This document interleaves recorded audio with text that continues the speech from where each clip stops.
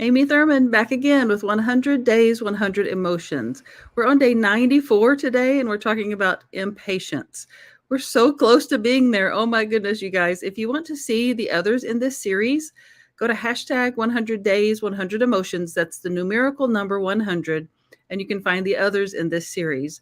I love having these special guests on here because I love hearing other people's stories, what they in the way they have experienced these emotions and what it has taught them. And remember that the main point of this series is to help us understand that we are human. We have emotions for a reason. They're there to teach us something. We're supposed to feel them. It's not abnormal for us to feel all of these emotions. And so I love bringing this to the forefront and making it known that we're just normal, right? We're just humans, and this is part of being human, is experiencing these emotions. So let's get into this. We're going to talk about impatience today. My light over here has a mind of its own, so just disregard whatever it's doing. I want to introduce you to my friend Laura. Laura, thank you so much for being here. I'm so excited to chat with you tonight. Well, thank you for having me. This is my very first podcast. Really? Oh my gosh, so fun. Well, it probably won't be your last. After you share your story today, I think you will probably have more opportunities to share your story because oh my gosh, you have well, we'll just talk about it, but I love what I already know about you, and so learning more about you is just going to be a treat for me tonight. So I'm excited for this.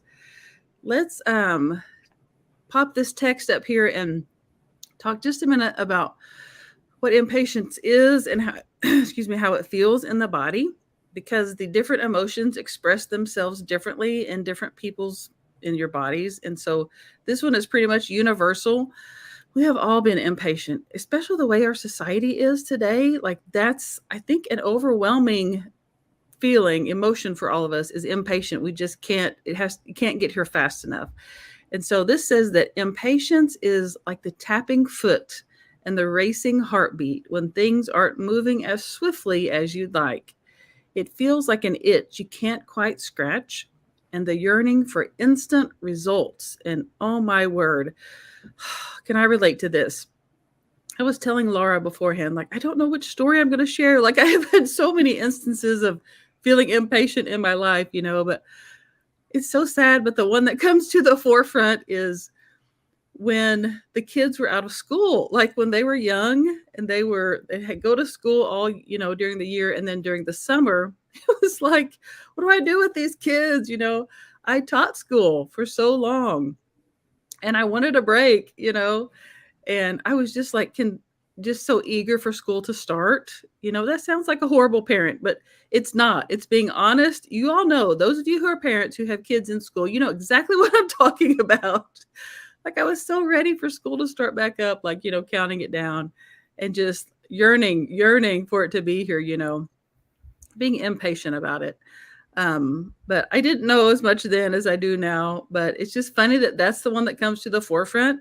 And it's that one, or while awaiting my children's births, like, will this child just get here? I'm just so eager to meet them. And so those are the stories that come to my mind when I talk about impatience. But Laura, I would love to know what you have to share with us today about the feeling impatience and your experience with that and what it has taught you. Well, you're pretty much looking at it. um, I just moved into this apartment um, about a month and a half. Wow, already. Has it been that right? Wow. It was October 5th, Okay. my move in date. And it just, my dad and I lived with my dad before I moved in here. And we seemed like we were talking about it and talking about it and talking about it, but it wasn't here. I wasn't doing it. And I have anxiety. So with my anxiety, I could just say, well, it's not here yet. Don't get anxious. Just stay in the moment. You're fine. Um, but at the same time, it was like, we're talking about it and it's not happening. And it's like this. Come on. Yes. That's what impatience feels like. Just Yeah. come on. Like you're working hard to try to make it happen. Yes, Yeah. And do you mind sharing a little bit about your health journey? Do you mind if the viewers know more about that? that's fine. I was born with spina bifida. I'm 42 years old, and in 1981, they didn't have, you know, the, the technology and all the advances. So my mom told me recently, she said, when you were inside me, I just, I knew something was different. She said, I could feel your legs were crossed. And You my light just like came on. Like that means that is so special, Laura. So special. I just want you to know. My light's like, yes, Laura, yes. never. Go ahead. And she also has told me before she ever had children or got married or anything, she just knew she was going to have a child with special needs. Wow. She, she didn't know details, but she just always had this in the back of her mind that that was going to happen to her. So, um, so when I was born, um, when I came out, and funny story about my birth, my mom had been in labor, but she got to the hospital at 8:15 a.m. and at 8:38 I was born. Oh my word. It was Wow. like she said, "You just want it out." Right. Now, are you the oldest child? No, I'm the youngest. Okay, so she had already had one. Okay. Yeah. Yeah, I have an older sister. Okay. Um I really should have planned this better. This No, you're fine. I that's one of the things I love about this is that it's in the moment. Like I don't really want it to be planned. I want it to just flow however you feel, whatever it is you want to share or not share is perfectly fine with me.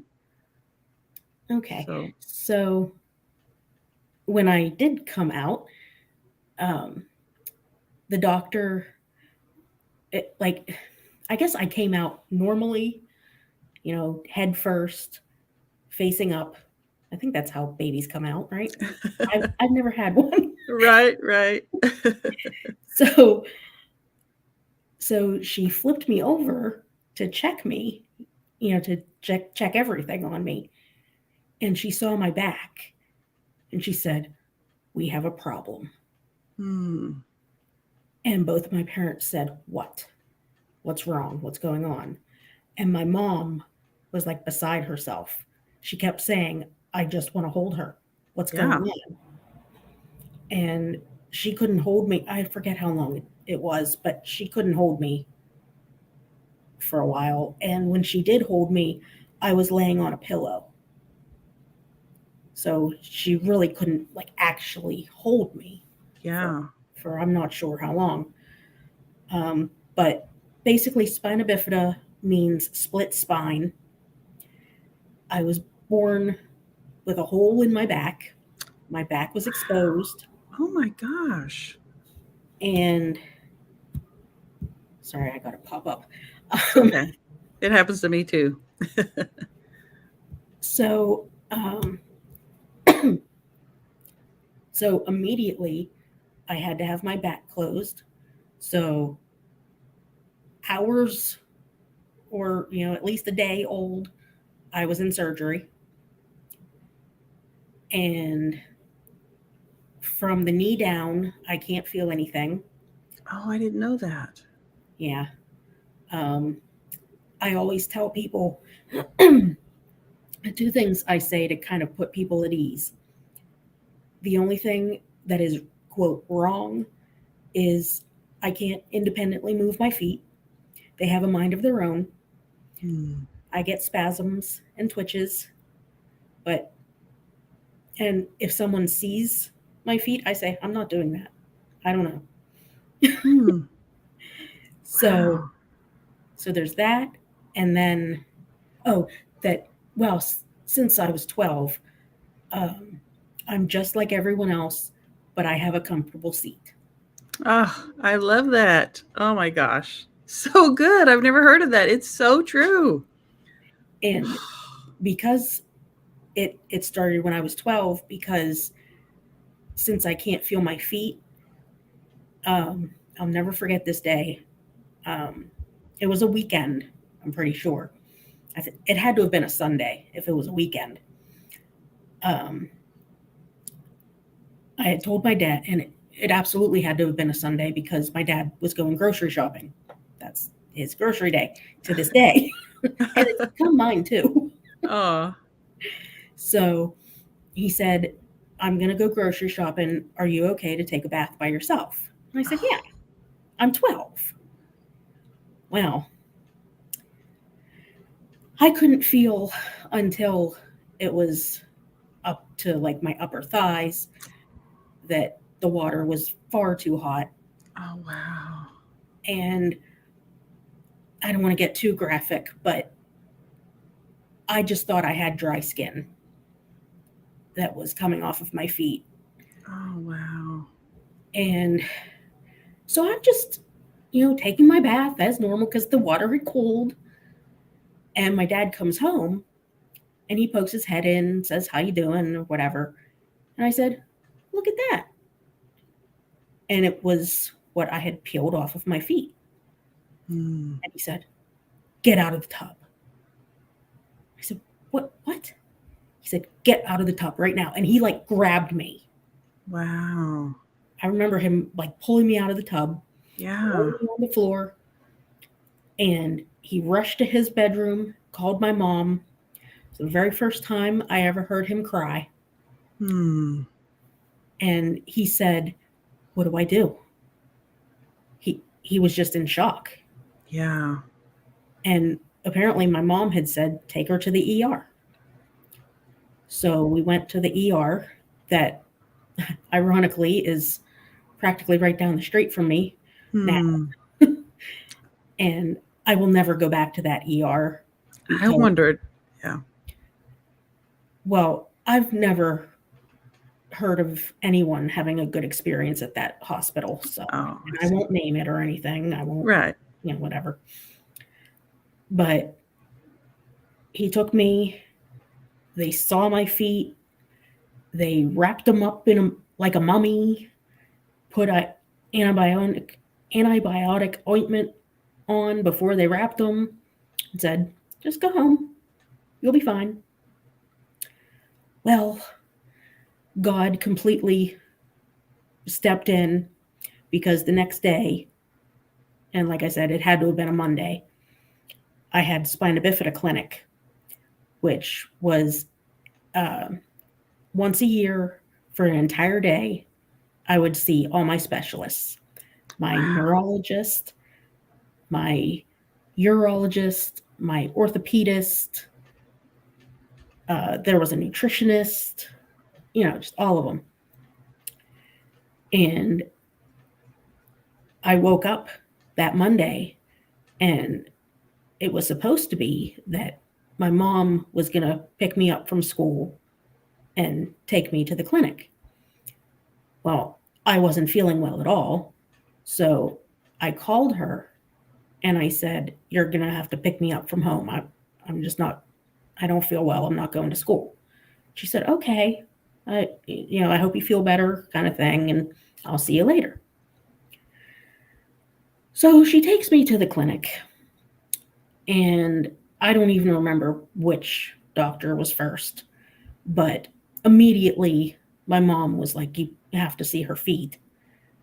They unwrapped my feet and admitted me. They said, "You need to be admitted. You need something. We're going to fix this." It's basically what they were saying. Wow. So, yeah, 12 years old, rushed to be admitted to the hospital. And while we were checking in, and again, I wasn't feeling well, so I hadn't brushed my teeth yet that day. Yeah. And my mom said, "Just go in the bathroom and brush your teeth." And I can still It's amazing how this stuff stays in you. It does. And I really wish it wouldn't. I know. I know. But I remember I went in the bathroom and I picked up the toothbrush, put the toothpaste on the toothbrush, started brushing, and my vision just got weirdly blurry. Hmm. And it was like, it's kind of like when you rub your eyes and like your eyes are closed and you're rubbing and you just see things while they're closed. You ever Yeah. do that? Yeah. I used to do that for fun. I thought it was fun to like, This day it wasn't fun though. no. Yeah. So to the best of my ability, I opened the bathroom door and my mom just was talking to me like normal. And I said, I can't see you. And she said, what? I said, I can't see you. I can't see anything. And so she called a nurse. And next thing I know, they're doing IV antibiotics, stronger than what I was already on, I guess. And I was just showing somebody yesterday. I have a scar right here because the uh, antibiotic was so strong that my vein collapsed. And I still remember the doctor said the antibiotic infiltrated the rest of her arm and it was caustic. I remember Oh those my two words, gosh. Wow. caustic and infiltrated. And to this day, when it used to be, I would hear the word infiltrate and my arm would hurt. It would start to hurt again, Really? Wow. right where that scar is. And now it's just I hear the word and I go, but I don't like physically feel anything anymore. But it's still like, Yeah. I don't like that word. Yeah. It is so interesting how that happens with our bodies. Like, have you ever heard that? I read that book, The Body Keeps the Score. It's, No, that's what it's about how our bodies do keep things, they hold on to things like that. And things can trigger them. And so it sounds like that's what's happening. Because I know I have those triggers too, from, my traumas as well. But I'm listening to you tell all this and I'm thinking, I'm looking at your background like this is your apartment, like this is your space that you have waited and waited and waited for, at times impatiently, wanting it to be there, but it's finally there. Like you finally have your own space. And I asked you earlier, is this the first time you've been independent? And since I lived in a college dorm my freshman year, just one semester. And that's a whole other story I won't get into. yeah, Um, but yeah, since then, so about 24 years ago was the first time, and then yeah. things to kind of get into that a little bit. Things went bad with a boyfriend, Oh, so I moved those back. boys, With, yeah, so I moved back with my dad, yeah. But it's and been like, I'm just thinking, like, how you must feel. I mean, I can imagine like anticipating this for so long, wanting it to happen, but also feeling a little bit unsure about it. Maybe would you say that's true? absolutely, Yeah, I was just I FaceTime my dad every night. He insists, even if like I don't like I was starting to get depressed, and I think it was just hormonal crap. yeah, Um, so I said, "Can we just wait until tomorrow night?" And for whatever reason, he talked me into it. So anyway, so tonight I'm starting to lose my train of thought. it's okay. It I'll happens be to me back. too. It happens to me too. But yeah, I'm sure it was a little bit scary that like you were anticipating this so much for so long, waiting impatiently for this to happen. But also that I'm sure there was a sense of a little bit of, you know, like uh what is the word I'm see my brain's dying right now too. Um like fear. I mean, that I think I would feel a little bit of fear about it too. Yeah, Um, it, again, God is amazing, works in very mysterious ways. for sure. Absolutely. Because you had asked me to do this, and the move kind of put it off, and I felt so bad. No, it just wasn't the right time. Right.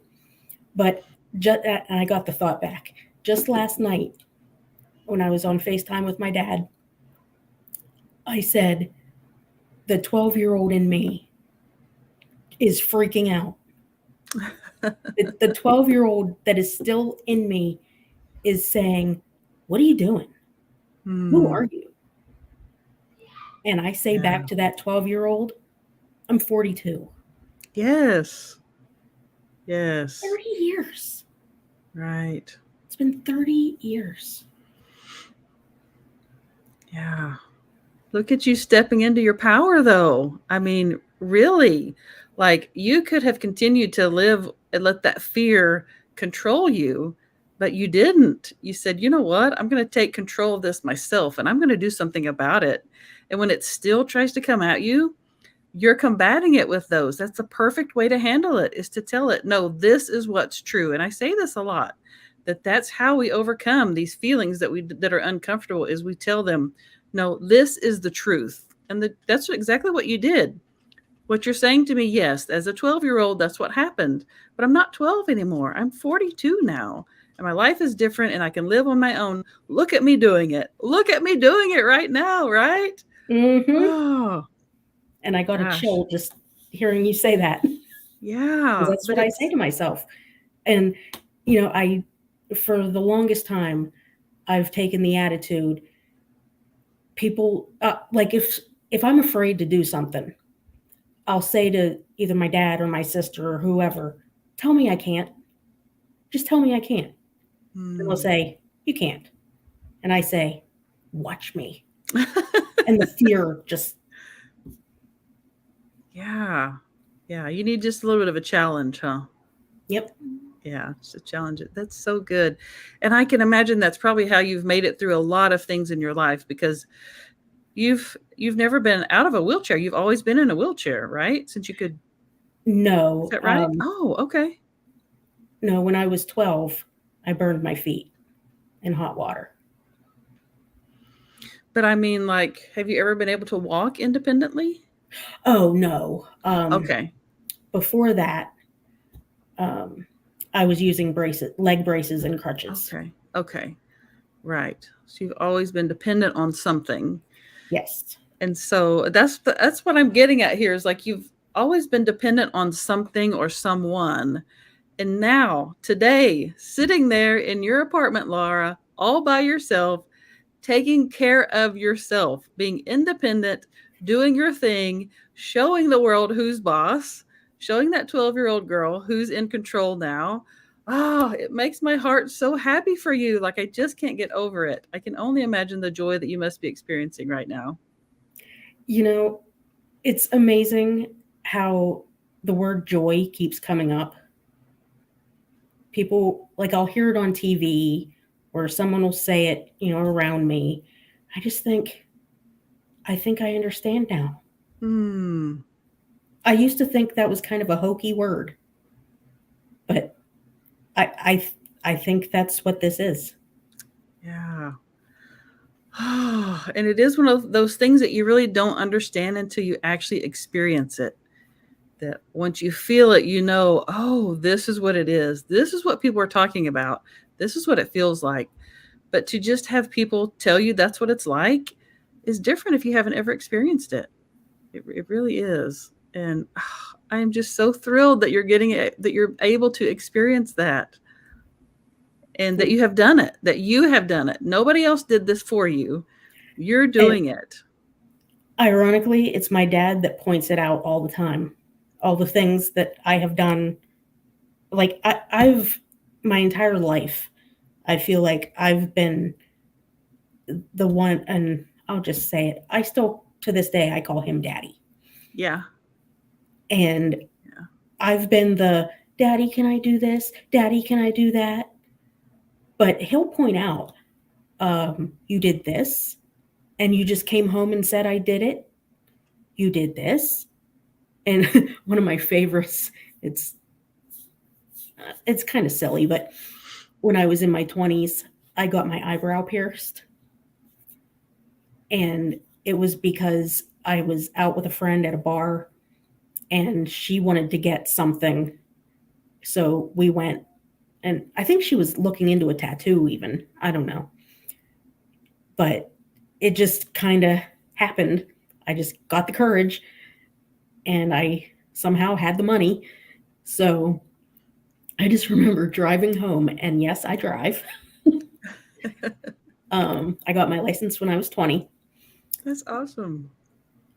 So I was driving home, and I kept like in the rear view mirror going like this, like, yeah, Oh, I did that.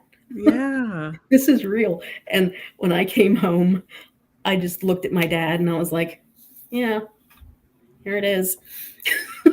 Yeah. Ah, so many. I'm sure you have so many good stories like that. But this seems to be a huge one. Like this one is so big, like it's on a major scale compared to all those others. And oh, I know you are, but but I want you to know how proud you should be of yourself. I'm just Thank you. like, oh, so good. Oh my gosh, I love this so much. There are so many rabbit trails I could go down with this, and I'm like, okay, I need to rein it in, you know. Focus. So I know, right? All right, so let's move on to the image. I use an AI image generator to create an image that represents the emotion. And so I have the one today for impatience. And it's always so interesting what it brings up for me. I love these because it's like art therapy. Like you look at it and you think, well, that's an interesting picture. And you wouldn't think impatience unless you look at it from the lens of impatience. And then you're like, oh, I see it now. And so I'm going to pop that up and then I'll full screen it and we'll talk about it for just a minute and see if we can pick out some anything that represents impatience in this image. Hmm. I know, isn't it so interesting? Like it's dark, like the colors are still pretty vibrant, but there's a lot of darkness there.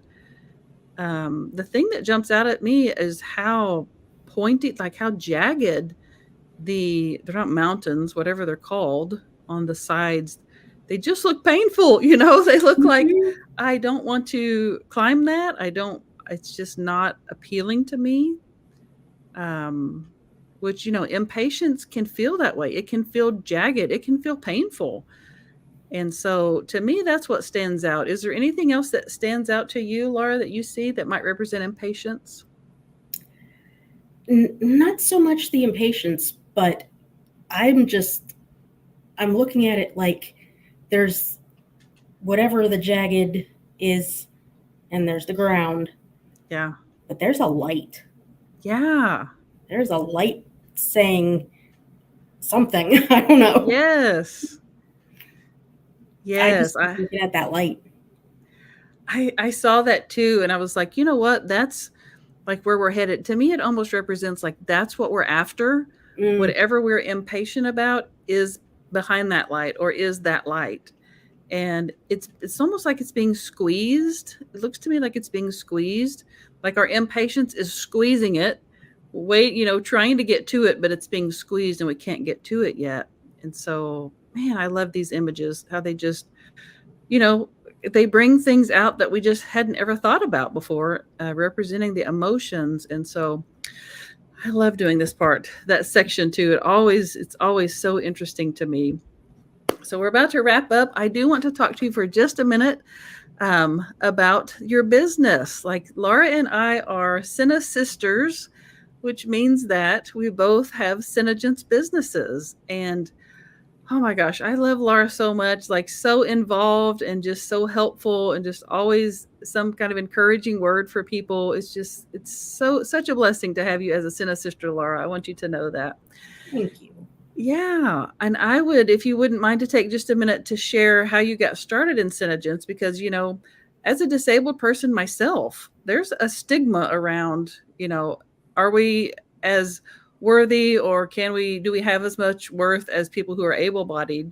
And I'm determined to break that stigma and show people, yes, we are perfectly capable of doing good things and things that can change other people's lives. And so just to know that you're also running your own business, if you wouldn't mind just sharing a little bit about that, I would love to hear that story because I never have. Well, that's exactly why I I started the business. Exactly how Senegence, I say Senegence found me. I did not find Senegence. Yeah. I just found it on Facebook and ran with it. But I had the experiences of applying for a job, going for interviews. I remember one time many years ago, I wanted to work as a hostess um, at a Ruby Tuesday. Ah, I love Ruby Tuesday. I know I haven't, I don't think there are, well, there probably are some around me, but I Yeah. don't know. But that's the one that I think hurts the most because I thought all I would be doing is taking people to their seats. Right? And I I went to the hostess. Did I already say it was in the mall? No. Okay, it was in the mall near where I used to live, and um, so it was like an open. She was just standing right there at the podium, and so I just went to her and I said, "Do you think this is something that I could do? Is this a job that someone in a wheelchair could do?" And she said, "I don't know. Let me go get the manager." Mm, So she disappears for a good 5-10 minutes, and she comes back alone. mm. And she handed me a little postcard that said apply online. And she said, the manager said to give you this. Mm. So the manager wouldn't even speak to me. Yeah. So when Senegence came to me, I said, okay, this is it. Right before that, I was working with Color Street, Oh the, yeah. the nail polish strips. Oh, I love their. Yeah, I love those. Yeah, I still have a whole bunch that I couldn't sell. um, so I started with, well, let me backtrack just a tiny bit more. The pandemic hit, and the only way I could find any kind of job was through a disability agency. Mm-hmm. So there was an agency that sent me to a second agency, and that second agency found me the job. And I worked as a photo tech at the DMV local to me. Oh, okay. And everything about the DMV, it's true. I saw it, I lived it. Oh I've now no. been on both sides. So when the pandemic hit and the world shut down, I went into deep depression again. Yeah. When people on TV were telling me that just a 4-hour drive to Pittsburgh wasn't possible, from Reading to Pittsburgh, just for the holidays, I was like, oh no, you're you're telling me I can't see my family? Yeah. Then I'm out. And I will always say I didn't have a plan. I didn't, think about, well, this is what I'm going to do and this is when I'm going to, but I just said, opportunity presents itself. I'm out. So God, God Himself said, "Oh no," and He showed me Facebook. I mean, I was already on Facebook, but He just said, "Here's Color Street. Here's Senegence." And as soon as I found Senegence, it was like again the light, and it, Yeah. my dad, going back to him, he says all the time, "I've never seen you so committed to anything." Hmm. Because I was the child who wouldn't do her homework. and I was looking I was looking for a job, but Yeah. I was mostly for years sitting on his couch watching TV. Yeah. So, Yeah. but when I found Senegence, it was like full speed ahead, no looking back. Yeah. And I've said it before and I'll keep saying it. Senegence is why I'm in this apartment. Hmm. Man, I love that so much. Oh my gosh. So good. Wow. And it just has that effect on, when you get in there and you meet not only the Senna sisters and your team, but the corporate staff. Like legit, I cannot gush on them enough. Like they take such good care of us. They Yes. want us to have, especially those of us who have health issues, they want us to have everything that we need, making sure that they have made plans beforehand to give us what we need, checking in on us throughout the conference or wherever we're Mhm. at, and just loving on us. I just feel that love from them on such a deep level. And you can't find that anywhere else. You just can't. And No. so, And mm, it always kind of makes me laugh inside when I'll be like this past seminar. I went and I finally met Kirsten. Kirsten, I'm not sure, from corporate Aguilar. oh yeah, Kirsten. Mm-hmm. Yeah, I finally met her, and in my head, I'm like, I see you on Facebook all the time. It's like I'm watching you on TV. I'm so starstruck. I can't believe this. And she's just like, "Hi, how are you?" She is the sweetest. Yes. And Yeah. the same thing happened with Cassie. Yes. Cassie Chitty. She's a Yes, I jewel. Yeah. I met her for probably 5 minutes, but same thing. I've seen you Yeah. on Facebook, and you feel like a celebrity, and I can't believe you're talking to me. But they're all that way, they're Yeah, all that way, like just so down to earth, and we'll sit and have a conversation with you about anything. So, so good. Oh my gosh.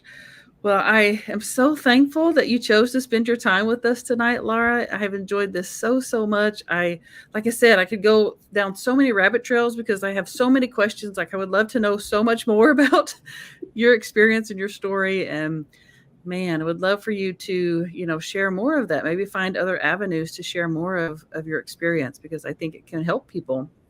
I Just would that love you, that. yeah, have not And given up. You keep going, and you're just, look at you doing all the things you're doing. and I tell people all the time, I may seem quiet and shy, but Oh, really, I I'm think an you're open book. frozen. Are we here? Oh, I'm there. frozen? Okay, there we go. You're an open book. I caught that part. Yes. I may be quiet and shy, but really, I'm an open book. Just just ask me. And Yeah. but that's the stigma. No one wants to approach me. Hmm. Yeah. No, because they don't want to offend you. I mean, Mhm. you know, it's a struggle for people who don't live with, the struggles that I have been through. I mean, you have had more struggles than I have. And so people just don't understand, and I feel like they just don't want to offend. But at the same time, we're people too. We matter, we want to feel important and valued. And There's another yeah. meme. I think it's a meme that I've seen where uh, people ask, how do you talk to someone with a disability? My answer, and I think it was on a meme, like another human. Yep. Just look Yeah. me in the eye. Hmm. Yeah. Absolutely. Man, it just Which makes me. reminds me, if I could, I have What it. does it say? It says, ignore the wheelchair, see me. Oh, I love that. Oh my gosh. Oh. And surprise, surprise, my dad got it for me. Oh. He had it custom made. Oh. Man, this makes me like really want to have another conversation with you and just talk about living with disabilities. Like, because you and I relate on that on so many levels. I mean, we have chatted about that multiple times. But I feel like that would be a really good thing for us to do, like to help break the stigma and to help tell people, how do we talk to you? Like, how do you want, as a person who lives with a disability, like, really help us. Like, I feel like it could be helpful for people who are able bodied who don't understand us. And so let's look at doing that. Is that something you'd be open to? Absolutely. Okay. All right. We'll definitely plan that, and I will figure out how to do that. But for those of you watching, let me know if you think that would be helpful. Would it be helpful for you to have the perspective of people who live with disabilities and how we would like for you to react and respond to us? I feel like that would be helpful. So let me know if you're watching if you think that would be helpful.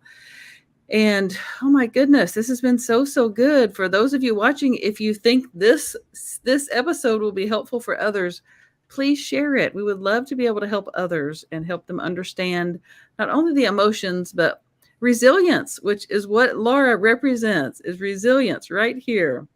Mm-hmm. So, thank you again, Laura, for being here and for being open and vulnerable with us and sharing that part of your story. And I cannot thank you enough. I can't thank you enough for asking me. Oh, absolutely. It was such a pleasure. I only have 6 days left, so we're wrapping this up. But like I said, excuse me, if you'd like to see the others, go to hashtag 100 days, 100 emotions. That's the numerical number 100. And I'll be back later with another emotion. Thank you guys so much for watching, and I will see you guys later. Bye. Bye.